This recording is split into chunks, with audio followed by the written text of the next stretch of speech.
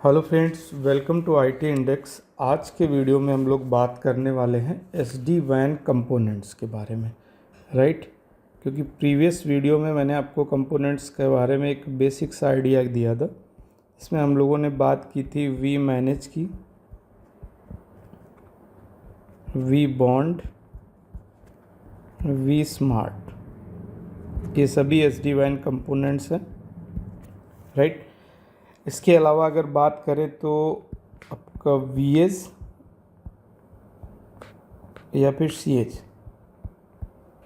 वीएज CEOs क्या है? वीएज और सीएज हमेशा रिमोट साइड पे यूज़ होंगे।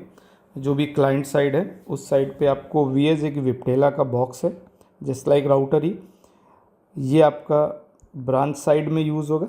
ऐसे ही सीएज है। सीएज का रोल क्या है? सीएज में आपका एएसआर राउटर या फिर आईएसआर राउटर, ये जो राउटर्स हैं इस पे आप एसडी वैन की इमेज जब इंस्टॉल कर दोगे, मीन्स एसडी वैन की इमेज अगर आप यूज़ करते हो तो यूज़ करने के बाद इन्हें भी आप वीएचएस की तरह क्लाइंट साइड में, मीन्स रिमोट साइड पे यूज़ कर सकते हैं। ओके, तो सीएस का एक आइडिया आपको लग गया कि यहाँ पे राउटर्स भी यूज़ कर सकते हैं, मीन्स एएसआर या आईएसआर राउटर एसडी वैन की इमेज के साथ। वी मैनेज की बात करें तो वी मैनेज में हम लोगों ने बात की थी कि ये हमको सेंट्रलाइज्ड मैनेजमेंट देगा। सेंट्रलाइज्ड मैनेजमेंट का मतलब ये हो गया कि जितने भी एसडी वैन सोल्यूशन के डिवाइसेस हैं या जो भी कंपोनेंट्स हैं या वीएजेस हैं, सीएस हैं, ये सभी डिवाइसेस एक ही जगह से जीयूआई मैनेज किया जा सकता है, राइट।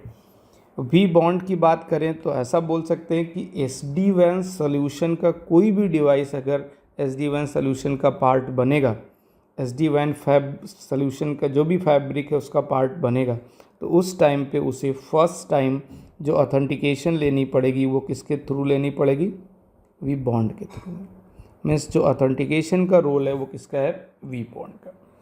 और वी बॉन्ड के बाद अगर वी स्मार्ट की बात करें, इट मीन्स जब भी आप रिमोट साइट में वीएचएस कनेक्ट करोगे या नई कोई रिमोट साइट आप ऐड कर रहे हो तो उस टाइम पे उसे रूट्स की इंफॉर्मेशन चाहिए होगी, मीन्स राउटिंग इंफॉर्मेशन चाहिए होगी, अदर वीएचएस पे कनेक्टेड रनिंग जो भी सबनेट्स है उनकी राउटिंग इंफॉर्मेशन चाहिए। उस कंडीशन में जो सेंट्रलाइज्ड राउटिंग इंफॉर्मेशन का काम करेगा वो करेगा हमारा वी स्मार्ट। मीन्स आप ऐसा बोलिए सिंपली कि ये राउटिंग इंफॉर्मेशन अपडेट करेगा। ओके, राउटिंग इंफॉर्मेशन वो भी सेंट्रलाइज करेगा। मतलब मैंने प्रीवियस में ये भी बोला था कि ये कंट्रोल प्लेन मैनेज करता है, सेंट्रलाइज कंट्रोल प्लेन मैनेज करता है। ओके, तो इट मीन्स जितने भी रिमोट साइट पे कनेक्टेड राउटर्स या फिर वीएचएस हैं, वीएच क्या है? एक विप्टेला का बॉक्स है, जस्ट लाइक राउटर ही है, ठीक है। तो इन सभी कंपोनेंट्स का एक बेसिक सा आइडिया हो गया। अब इस आइडिया होने के बाद ये कंपोनेंट्स डिप्लॉय कैसे किए जाएंगे, तो मैं आपको ऐसे बता सकता हूँ कि अगर हम बात करें सिस्को की, राइट, तो सिस्को पे आपको एक स्मार्ट अकाउंट ओपन करना होगा जिसको बोलते हैं सिस्को स्मार्ट अकाउंट, राइट। इस स्मार्ट अकाउंट की हेल्प से आप सिस्को का जो भी क्लाउड पार्टनर है, सपोज AWS मान लेते हैं सिस्को का क्लाउड पार्टनर है, तो इस AWS पे सिस्को ने अपने ब्लेड सर्वर्स सेटअप कर रखे, राइट। ओके, और इन सर्वर्स पे क्योंकि ये जो भी कंपोनेंट्स आप देख रहे हो, vManage, vBond, vSmart, ये सभी वर्चुअल हैं, तो इसकी इमेज इंस्टॉल कर रखी, डिप्लॉय कर रखी इन सर्वर्स पे, राइट। और अगर आपके पास सिस्को का स्मार्ट अकाउंट है तो फिर आप वी मैनेज, वी बॉन्ड और वी स्मार्ट को मैनेज कर सकते हो सेंट्रलाइज GUI वी मैनेज के थ्रू। ओके, अब हम अगर बात करें CS की, जो मैंने आपको बोला कि जैसे ASR router and ISR routers पे आप SD WAN की इमेज यूज़ कर लो और यूज़ करने के बाद आप इसको as a remote site SD WAN solution का पार्ट बना सकते हो।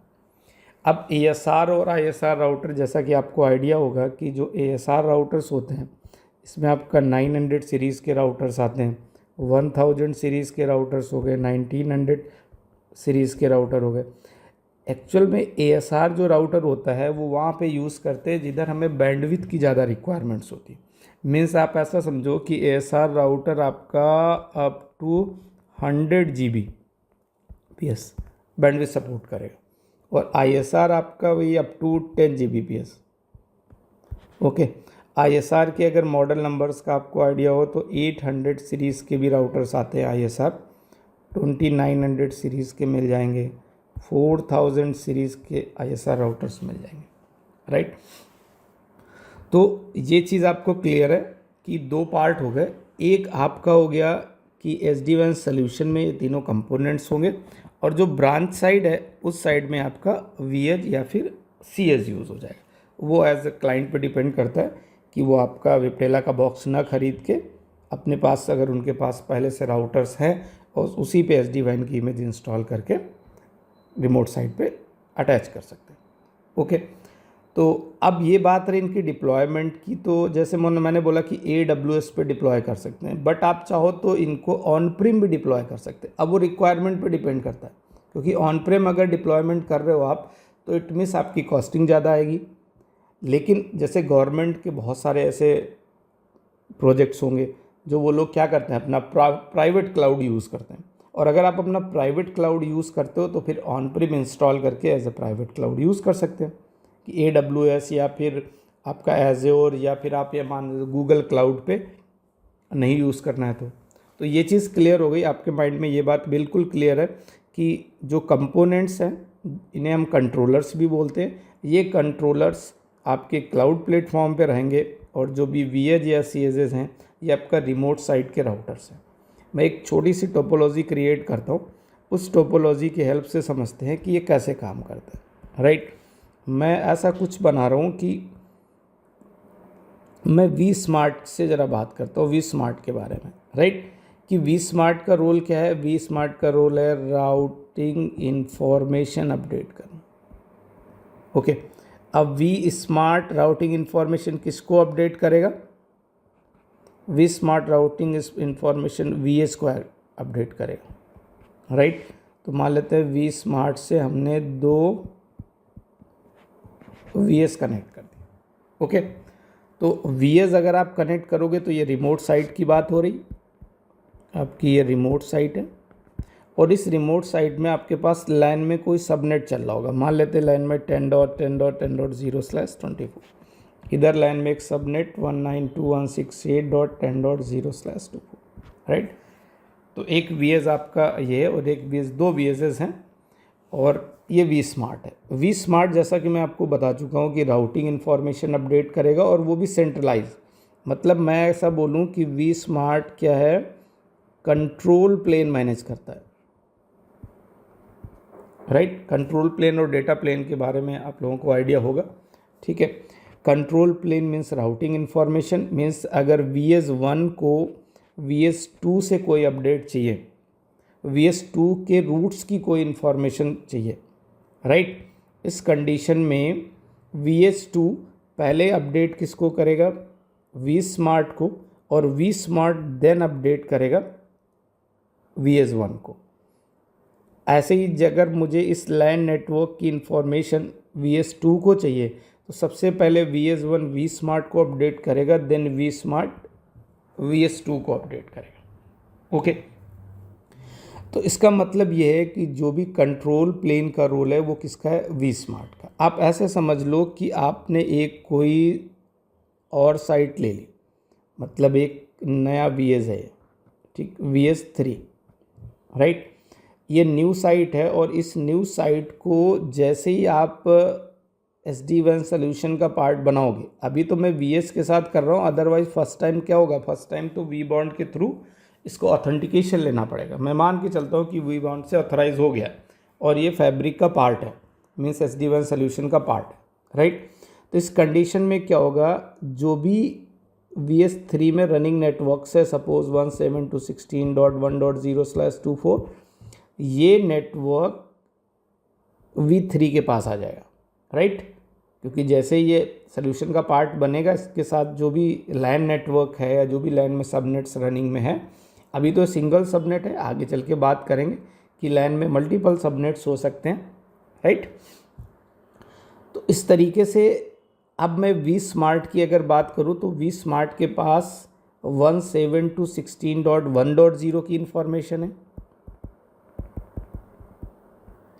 192.168.10.0 की इंफॉर्मेशन है एंड 10.10.10.0/24 इनकी इंफॉर्मेशन है। मीन्स वी स्मार्ट के पास जितनी भी आपकी रिमोट साइट्स हैं सभी पे जो भी रनिंग लैन नेटवर्क्स है उसकी इंफॉर्मेशन अपडेट होके आ जाएगी। अब वी स्मार्ट क्या करेगा, जैसे ही कोई नया वीएस कनेक्ट होता है, कनेक्ट होते ही वी स्मार्ट इन सभी रूट्स की इंफॉर्मेशन इस वीएस को दे देगा। मतलब जो नया वीएस कनेक्ट होगा वो भी अपनी इंफॉर्मेशन, अपनी जो राउटिंग इंफॉर्मेशन है वो वी स्मार्ट को देगा। तो वी स्मार्ट के पास जो कंप्लीट हमारा टोपोलॉजी है, नेटवर्क है, उसमें जितनी भी रिमोट साइट्स हैं उन सभी साइट्स के नेटवर्क्स, लैन नेटवर्क्स की इंफॉर्मेशन होगी और वी स्मार्ट प्रोवाइड कर देगा V4 को। मेरे कहने का मतलब ये है कि V4 को अगर 192.168.10.0 का नेटवर्क चाहिए, 172.16 का नेटवर्क चाहिए या 10 का नेटवर्क चाहिए, इसके लिए V4 VS2 VS3 and VS1 पे डिपेंड नहीं है। V4 को इन कंप्लीट नेटवर्क्स की इंफॉर्मेशन किसके थ्रू मिल जाएगी, वी स्मार्ट के थ्रू मिल जाएगी, राइट। तो ये चीज़ तो क्लियर हो गई। बट अब अगर 10.10.10.0 192.168.10.0 के साथ कनेक्ट होने की कोशिश कर रहा है तो उस कंडीशन में क्या VH1 से ट्रैफिक वी स्मार्ट को जाएगा और वी स्मार्ट से VS2 को जाएगा, या फिर डायरेक्ट VH1 से VS2 को ट्रैफिक चला जाएगा। ये बात बिल्कुल सेम वैसे ही है जैसे अगर आपने पहले से मैं बोलूं कि आपने अगर कंप्लीट कर रखा है BGP में, अगर आपने देखा था, ठीक है, तो BGP के अंदर हम लोगों ने बात की थी RR की। वहाँ पे एक RR होता था और RR के बाद हम लोग क्या बनाते थे, RR क्लाइंट, और जो भी RR क्लाइंट्स थे तो RR क्लाइंट को जो रूट्स की इंफॉर्मेशन मिलती थी वो किससे मिलती थी, इससे। BGP की प्लेलिस्ट कंप्लीट चैनल पे प्रेजेंट है, उसमें मैंने इस टॉपिक को बहुत डिटेल से डिस्कस किया है विद लैब, तो चाहो तो आप वहाँ से देख सकते हो। अब RR का रोल क्या था, यहाँ पे जितने भी RR क्लाइंट्स थे इस सभी RR क्लाइंट्स को जो राउटिंग इंफॉर्मेशन अपडेट करने का काम था वो किसका था, RR का। तो यहाँ पे क्या हो रहा था, सेंट्रलाइज कंट्रोल प्लेन यहाँ भी हो रहा था।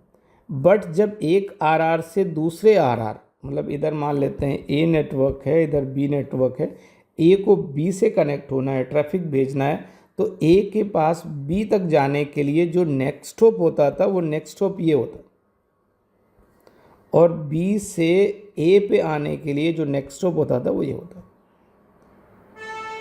मीन्स डेटा प्लेन की अगर बात करें तो डायरेक्ट अपने नेक्स्ट हॉप पे ट्रैफिक भेजे। इसको अगर ऐसे समझो आप कि मान के चलो कि मेरे पास 4 साइट्स हैं और सभी साइट्स को राउटिंग इंफॉर्मेशन वी स्मार्ट के थ्रू मिल गई और नेक्स्ट हॉप हमें उसके बारे में डायरेक्ट पता है, नेक्स्ट हॉप डायरेक्ट पता, राइट। तो इससे क्या होगा कि 10.10.10.0 192.168.10.0 से कनेक्ट होने के लिए उसको वाया वी स्मार्ट आने की ज़रूरत नहीं, वो डायरेक्ट रीच कर सकता है 192.168.10.0 को, और 192.168.10.0 रीच कर सकता है 10.10.10.0 को। जब हम ये बात कर रहे हैं तो इस समय हमें ये भी बात पता होनी चाहिए कि जैसे मैं आपको अगेन एक टोपोलॉजी क्रिएट कर रहा हूँ, ठीक है, जैसे मान के चलता हूँ कि ये मेरा एक वी स्मार्ट है, ये क्या है, वी स्मार्ट है, मैं इसको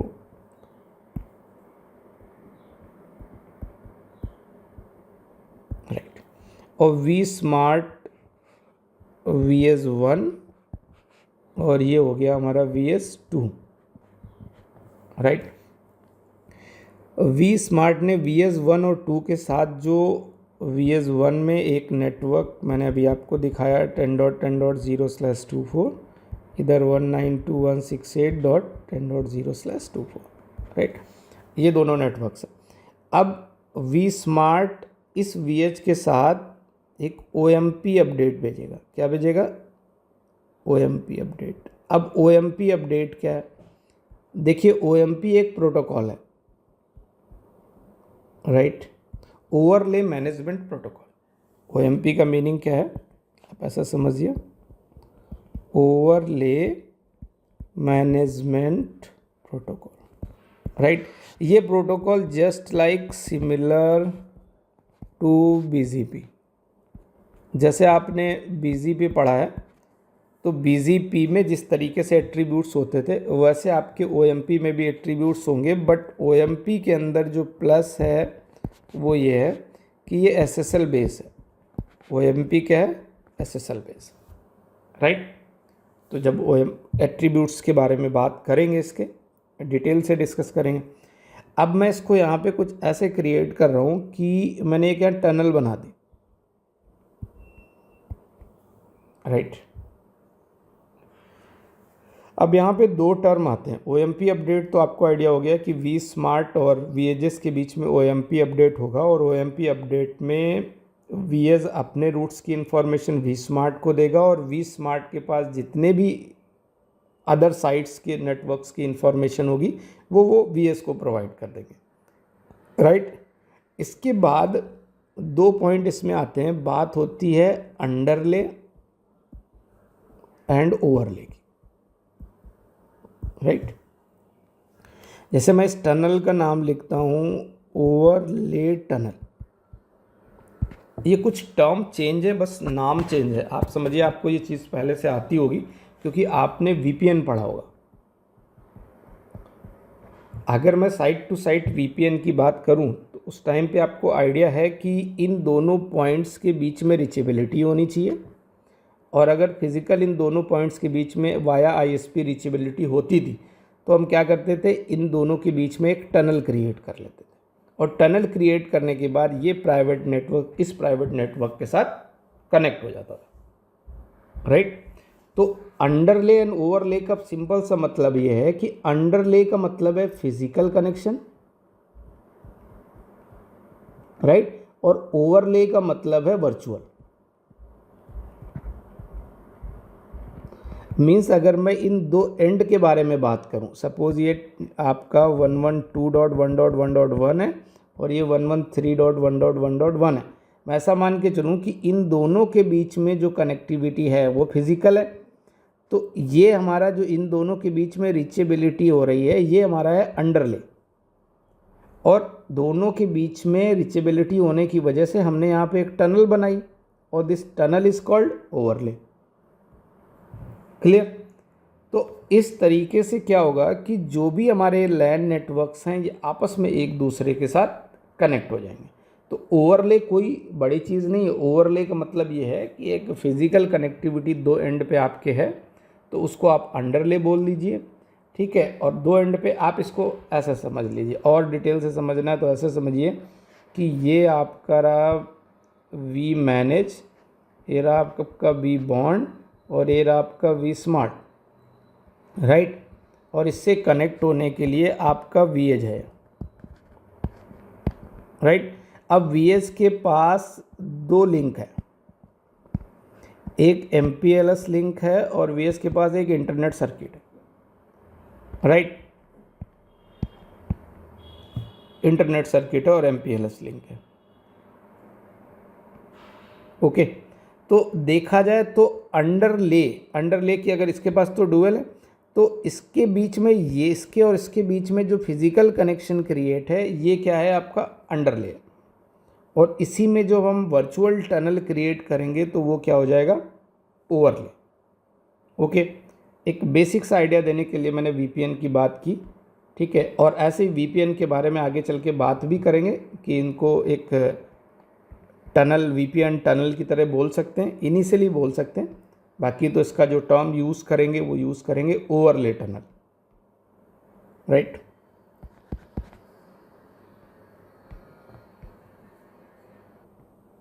देखिए, अब इसमें एक बिल्कुल बेसिक सी बात है कि अगर मुझे सबसे पहले आपका कोई डिवाइस जो है उस डिवाइस की अगर ऑनबोर्डिंग करनी है, मान लेते हैं मेरा एक ये डिवाइस है VS, इस डिवाइस को हमें सबसे पहले क्या करना है, ऑनबोर्डिंग करनी है। इस ऑनबोर्डिंग के बाद बहुत सारे ऐसी चीज़ें हैं जो आपको कुछ करने की ज़रूरत नहीं पड़ेगी, ऑटोमेटिक हो जाएगा। जैसे OMP पेयरिंग बन जाएगी आपकी, OMP पेयरिंग के साथ साथ रूट अपडेट हो जाएंगे। जैसे OMP पेयरिंग बनेगी वैसे रूट अपडेट हो जाएंगे vSmart के थ्रू। रूट अपडेट होने के बाद आपकी टनल हो जाएगी, टनल फॉर्म हो जाएगी। ये तीनों चीज़ें ऑटोमेटिक हो जाएंगी डिवाइस को ऑन बोर्ड करते ही, राइट। तो अगर एक चीज़ हम लोग बात करें कि मान लेते हैं, जैसे अब एक छोटा सा डायग्राम मैं दे रहा हूँ कि एक मेरे पास डेटा सेंटर है की साइट है, ये हमारा DC है, ठीक है, ये डेटा सेंटर है और इस डेटा सेंटर से आपके पास MPLS लिंक है मान ले चलते हैं, ठीक है। और ये आपका कोई भी सर्विस प्रोवाइडर है जिसने आपको MPLS लिंक दिए हुए, और इस साइट पे आपका VS1 है, ये आपका VS2, VS3, इस तरीके से मल्टीपल रिमोट साइट्स हैं। ओके, अब मल्टीपल रिमोट साइट्स हैं, लेकिन अब आप करना क्या चाहते हो कि जो नई साइट है, मतलब जो न्यू साइट है आपकी, ये न्यू साइट है, राइट। इस न्यू साइट को आप SD-WAN जो भी आपका कंट्रोलर है, मतलब आपने पहले से यहाँ पे कंट्रोलर्स डिप्लॉय कर रखे थे, कंट्रोलर्स यहाँ पे डिप्लॉय कर रखे, vManage, vBond एंड vSmart, ये तीनों कंट्रोलर्स आपने डिप्लॉय कर रखे। अब करना क्या पड़ेगा, ये जो न्यू साइट है आपकी, इस न्यू साइट पे जो VS है, इस VS को आपको पहले अपने डेटा सेंटर के साथ, डेटा सेंटर में एक लगाना पड़ेगा VS, राइट। तो इसको आप इंटरनेट सर्किट के थ्रू, इसको आप इंटरनेट सर्किट के